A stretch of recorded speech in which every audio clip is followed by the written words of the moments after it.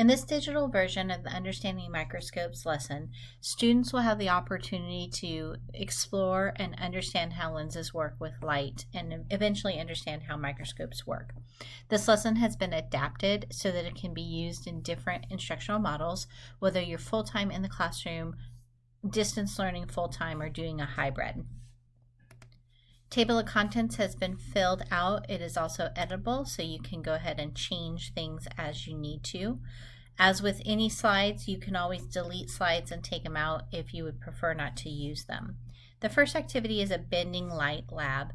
There are 3 options to doing this activity depending on what your instructional model may look like and what equipment you have available to you. In the first option, students will use just simple spoons that they probably have at home to explore how light waves bend when they are near a curved object. This is a great lab to do if you are in distance learning only mode, because the equipment is most likely something that most students have at home.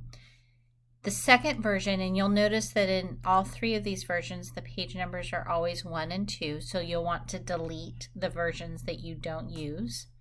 In the second version, if you have access to getting your students magnifying glasses, whether you're in the classroom or you can get them at home, this is a great way to extend that exploring how light bends lab and include magnifying glasses in the activity so that students can start to see how light bends when it goes through a transparent object, but one that has bent sides to it. In the final version, this is most like the PDF version. So in this version, they will use the metal spoon, the prism, magnifying glass, and a flashlight. This is great if you have the opportunity to do it in the classroom but still want to use the digital version of the interactive notebook, or if you have mechanisms to get these objects into students' hands at home, then they could do this at home as well.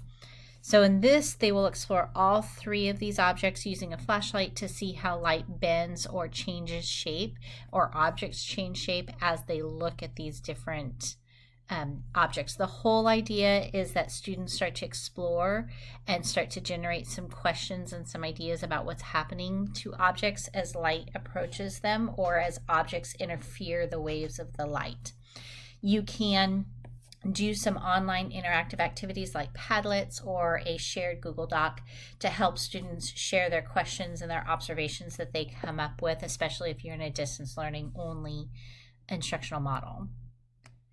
After they've done the exploration, they're going to engage in a reading assignment. As is with the other digital reading assignments, there is a highlighter bar here that students can move and use to highlight sections of the text. They can copy and paste to make additional bars so that they can highlight as they're going. They can also create a text box in the margin to write their own notes if they would prefer to take notes in that way. At the end of the reading section, they're going to be asked to write a quick summary about what they read. So they should go back and look at their highlights and look at the notes that they took and create a summary. This is a great opportunity for them to really focus on the note-taking skills that should be happening as they're reading. The second reading section is about how to use the microscope. This is more a technical piece that students can refer back to as they begin to use microscopes. There are a couple of different options to the microscope, to the actual use of the microscope, especially depending on what instructional model you may be using at the time. If you do happen to be in the classroom, then students can explore the traditional microscope if you have those available to you. And it's always a good idea for them just to be able to name the parts and the functions of the microscope so they have a basic understanding of how the microscope works once they put their hands on it.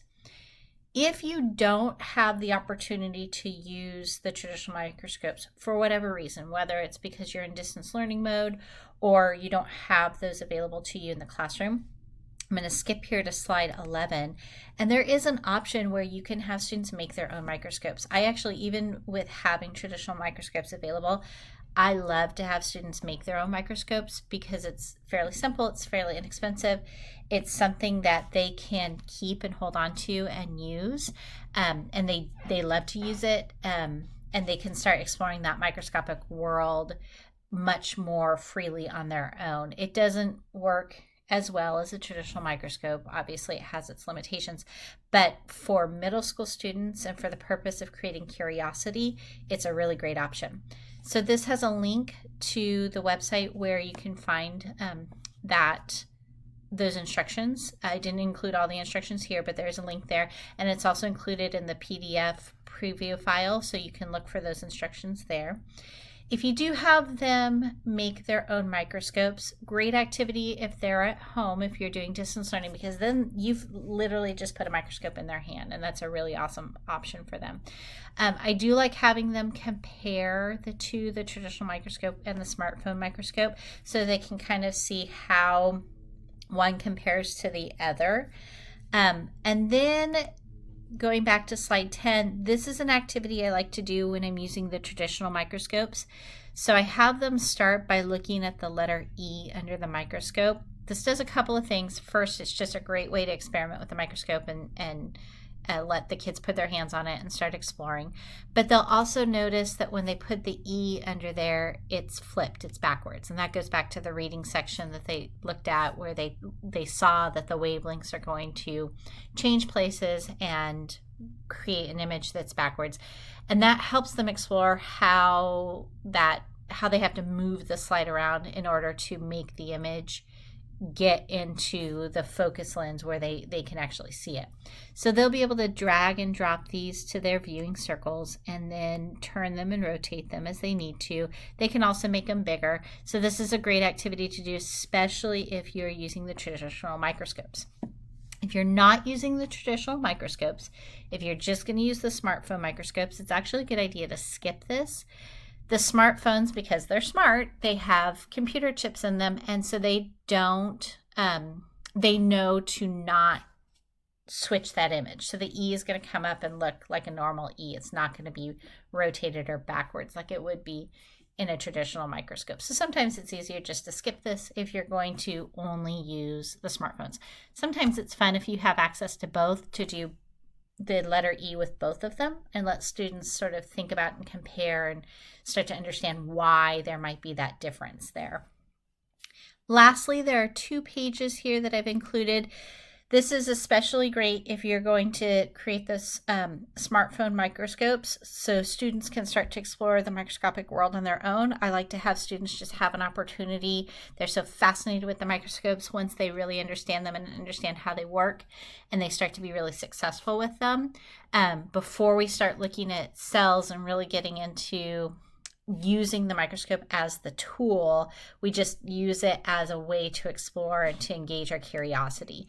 And so students have an opportunity to choose things of their own that they want to explore the microscopic world with. I encourage them to look at pieces of paper and fibers of clothes and their hair and things like that. And I have a lot of prepared slides in my classroom that I allow them to use as well. If they're using the smartphone microscopes at home, this is a great opportunity for them to just get outside and explore and see what kind of details they can find in the microscopic world in their own backyard. And so that's a really, really awesome opportunity for them to just engage their curiosity and generate questions. Again, you can have an online Padlet or a Google Doc where they're just throwing up images and questions that they're generating as they're looking at these microscopic images. To upload the images, you have a couple of options. So if this were a paper and pencil notebook, I would have my students sketching whatever they saw under the objective lens. That's not a possibility here, but there are a couple of other possibilities.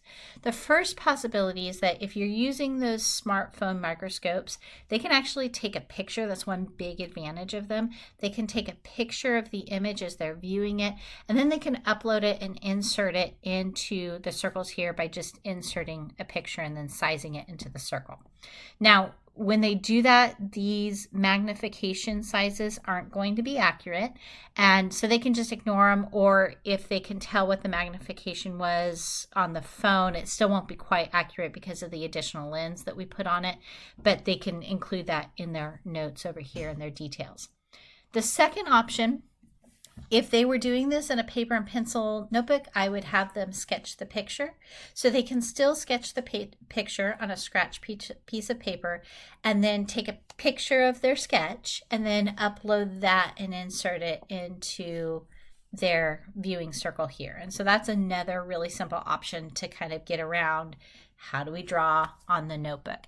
And then the third option, because there are always those kiddos that are super skilled at computer animated art using Google Draw and other things, I give them the option of using Google Draw or other online drawing programs to go ahead and sketch or draw their image directly into the viewing circle here. And so that's an option as well.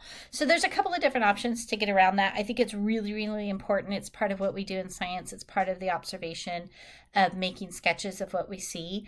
And so I think it's really important to incorporate that into the digital version. And again, we do have the benefit of, if you're using the smartphone microscopes, of just capturing the image, and that's fine. And I encourage them to do that as well. But then they really need to be focused on creating detail in their writing, really observing what they see in those pictures and noting the details, noting what happens when they zoom in and when they capture a more magnified image of whatever they're looking at. So I really encourage the students to take their time and be detailed here. So I have 2 slides here. It's up to you if you want to use one or both. But I like to give the students an opportunity to explore, again, engage them in that curiosity piece that is so important with middle school science. I hope you find this useful. Thanks for watching.